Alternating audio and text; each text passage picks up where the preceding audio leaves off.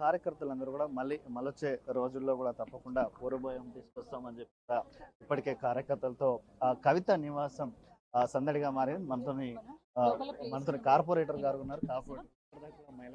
So అదొక subject అయితే రాబోతుంది 5 నెలల తర్వాత వాళ్ళ ఇంటికి రావచ్చు. సో ఎట్లా ఉంది? చాలా సంతోషంగా ఉందో చెప్పాలంటే. ఎప్పుడెప్పుడు వస్తుందా అని ఎదురు చూస్తూ ఉన్నాం. ఈగర్లీ వెయిటింగ్ అక్క రావడం. ఇంకా 7:30 లోపు రీచ్ అవుతారు. ఆల్మోస్ట్ ల్యాండ్ అయ్యి ఉన్నారు. భారీ ఎత్తున ర్యాలీ నుంచి స్వాగతం పలుకుతూ ఇక్కడ కూడా బాణ సంచారాలతో కూడా మేము వెల్కమ్ చెప్తామనే విషయంలో అందరం కూడా ఇక్కడ వాళ్ళందరూ కూడా యావత్ తెలంగాణ కార్యకర్తలు కూడా ఇక్కడ వెయిట్ చేస్తూ ఉన్నాం. ఇప్పుడు చాలా సంతోషం. అంటే వాళ్ళకి పని పాట లేక ఇట్లాంటి వ్యాఖ్యలు చేస్తున్నారని అయితే చెప్పొచ్చు క్లియర్గా. ఒక పొజిషన్లో ఉంది, నిజాలు అంటే ఒక సుప్రీంకోర్టే క్లియర్గా జడ్జిమెంట్ పాస్ చేసింది. అంటే ఇంకా జడ్జిమెంట్ అని అన్నది ఇన్వెస్టిగేషన్ నడుస్తుంది. ఇన్వెస్టిగేషన్లో భాగంలో వాళ్ళని క్లియర్గా అడిగినారు ఏమైనా ఎవిడెన్సెస్ ఉన్నాయా అని. లేవు అని చెప్పి వాళ్ళు క్లియర్గా చెప్పారు.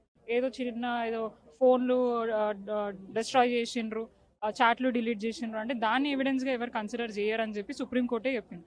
ఎటువంటి ఎవిడెన్సెస్ మీరు 5 నెలలుగా ఇన్వెస్టిగేషన్ పేరుతోని వారిని ఇబ్బంది పెట్టడమే తప్ప ఎటువంటి ఇది లేదని చెప్పేసి వాళ్ళు బెయిల్ కూడా గ్రాంట్ చేయడం జరిగింది.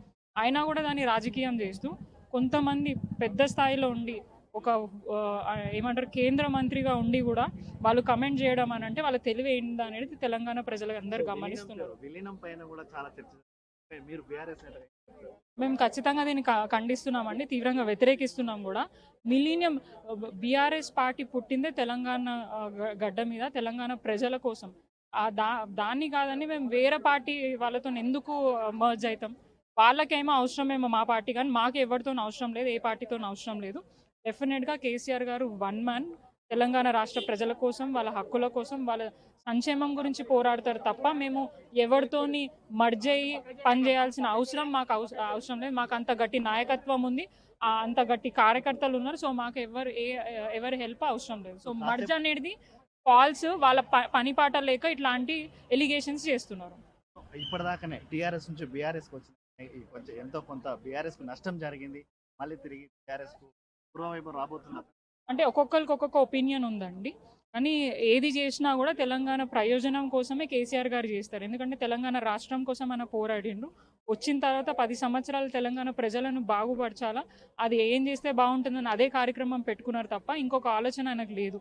ఆ తర్వాత బీఆర్ఎస్ అంటే తెలంగాణ రాష్ట్రాన్ని వేరే రాష్ట్రాలు కూడా చూస్తున్నాయి. ఆ రాష్ట్రంలో ఎట్లయితే అభివృద్ధి జరిగిందో మన రాష్ట్రంలో జరగాలి, అట్లాంటి పార్టీ మాకు కూడా ఉంటే బాగుంటుందని మహారాష్ట్ర లాంటి ప్లేస్లో కూడా అనుకున్నారు. అట్లా వేరే రాష్ట్రంలో కూడా బీఆర్ఎస్ పార్టీ ఉంటే బాగుంటుందని వాళ్ళు అనుకుంటున్నారు. కాబట్టి దాన్ని పేరు మార్చి వేరే రాష్ట్రాలకి పెడదాము అని అనుకున్నాం. కానీ ఏదో అయి ఉండొచ్చు, కానీ ఏది జరిగినా కూడా ఖచ్చితంగా బీఆర్ఎస్ పార్టీ వేరే రాష్ట్రాల్లో కూడా ఉంటుంది, అక్కడ కూడా నాయకత్వం